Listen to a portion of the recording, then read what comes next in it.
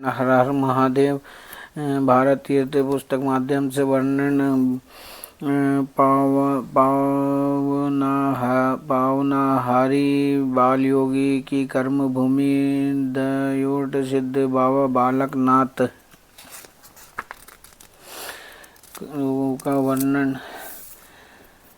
हिमाचल प्रदेश की कांगड़ा घाटी इतिहासकारों, साहित्यकारों, कलाकारों एवं भक्तों को अपनी गौरवमय अतीत को जानने तथा वो यहाँ के देवी देवताओं से संबंधित मंदिरों के दर्शनों के लिए युगों से आमंत्रित करती रही है। समूची घाटी में सिद्धिपीठों एवं शक्तिपीठों की बड़ी संख्या है, मगर घाटी के जिस स्थान पर 19वीं शताब्दी के उत्तरार्ध में पावनहारी बाबा बालकनाथ ने डेरा जमाया और अपनी अलौकिक सिद्धियों से लोगों को प्रभावित किया, इसकी कथा ही विस्मयजनक है। रोमांचक पौराणिक गाथाओं के अनुसार बाबा बालकनाथ ने चारों युगों अर्थात सतयुग, त्रेता, द्वापर और कलयुग में जन्म लिया है और चारों युगों में अलग अलग नामों से जाने गए हैं। सतयुग में स्कंद, त्रेता में कोल, द्वापर में महाकोल और कलयुग में बाबा बालकनाथ के नाम से अवतरित हुए। इन 4 युगों में उन्होंने शिव की ही आराधना की तथा बाल रूप में ही रहे। 84 सिद्धों में एक जनश्रुतियों के अनुसार जब तोते ने अमर कथा को सुन लिया तथा शिव के क्रोध से बचने के लिए महर्षि व्यास की धर्मपत्नी के मुंह में प्रवेश कर गए तो इस शर्त के साथ पेट से बाहर निकालना स्वीकार किया कि जिस समय वो मानव योनि में जन्म लेगा उस समय संसार में जो भी बच्चा जन्म लेगा उसे अमर तत्व प्राप्त हो और वो सर्व सिद्धियों से संपन्न हो। शिव जी के वचन देते ही शुक्र ने जन्म ले गया और शुक्रदेव कहलाए। उसी समय जो अन्य बालक पैदा हुए उन्हें 9 नाथ और 84 सिद्धों के नाम से प्रसिद्धि मिली। उन्हीं में से एक थे बाबा बालकनाथ।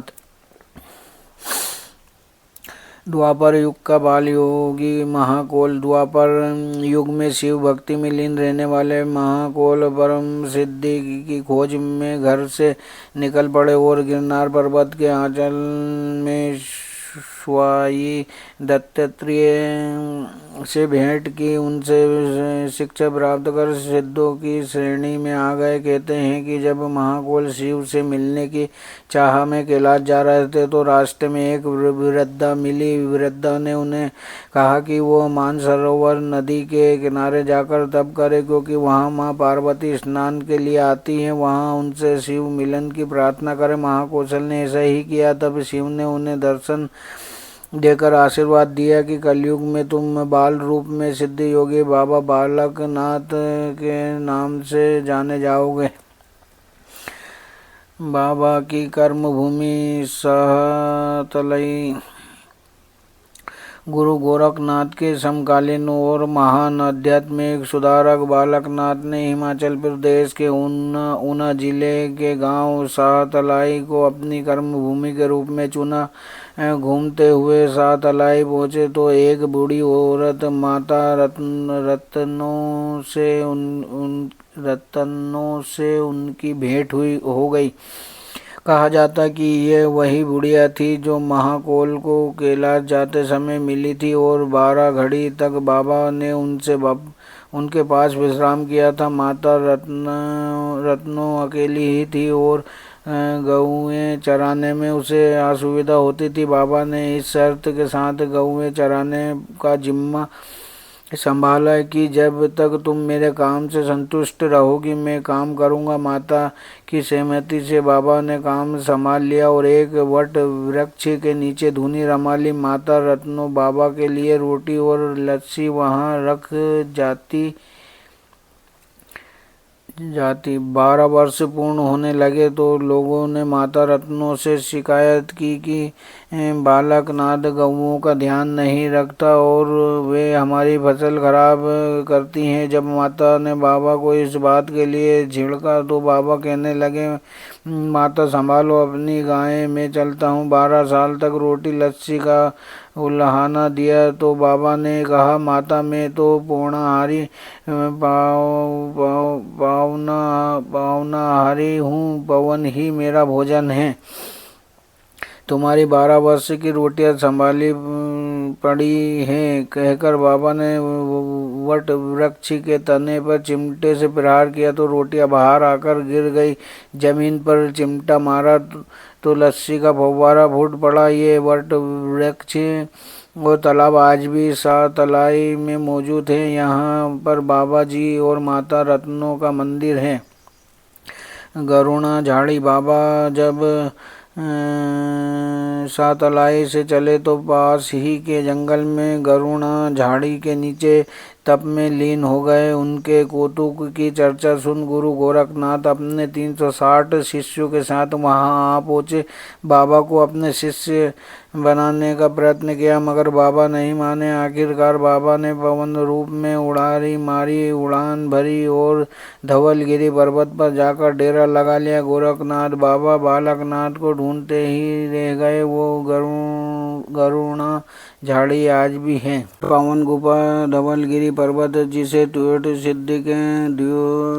सिद्धि के नाम से जाना जाता है में एक गुफा थी। उस गुफा में रहते हुए राक्षस को अपना शिष्य बना लेते। बाद बाबा ने गुफा के भीतर ढूंढना रमा लिया और वहां रहने लगे। एक दिन रविवार को जब पूजा के समय शंख की ध्वनि निकली तो बाबा ने गुरु गोरखनाथ के शिष्य भरतुरनाथ को दर्शन देकर कहा, तुम मेरे पीछे क्यों भटक रहे हो? मैं गुफा के भीतर जा रहा हूँ, वहीं अंतर ध्यान हो जाऊंगा। तुम मेरे धुने की परंपरा को बनाए रखना और आज से जो भी द्योत सिद्ध आएगा उसे के मनोरथ सिद्ध होंगे। कहकर बाबा अंतर ध्यान हो गए। द्योत सिद्ध की पावन गुफा कलयुग का ऐसा सिद्ध पीठ है जिसकी मान्यता दूर दूर तक है। यहाँ प्रसाद के रूप में रोट चढ़ाने की परंपरा है। स्त्रियों का प्रवेश वर्जित मान्यता के अनुसार चूंकि बाबा जी ने सारी उम्र ब्रह्मचार्य का पालन किया है इसलिए स्त्रियों को गुफा में प्रवेश की अनुमति नहीं है। गुफा के ठीक सामने एक चबूतरा बना है जहां खड़े होकर महिलाएं दर्शन करती है। कब जाएं? द्योत सिद्ध में श्रद्धालु साल भर आते रहते हैं मगर रविवार को यहाँ खूब भीड़ रहती है। नवरात्रों व सावन मास में यहाँ भारी मेला लगता है।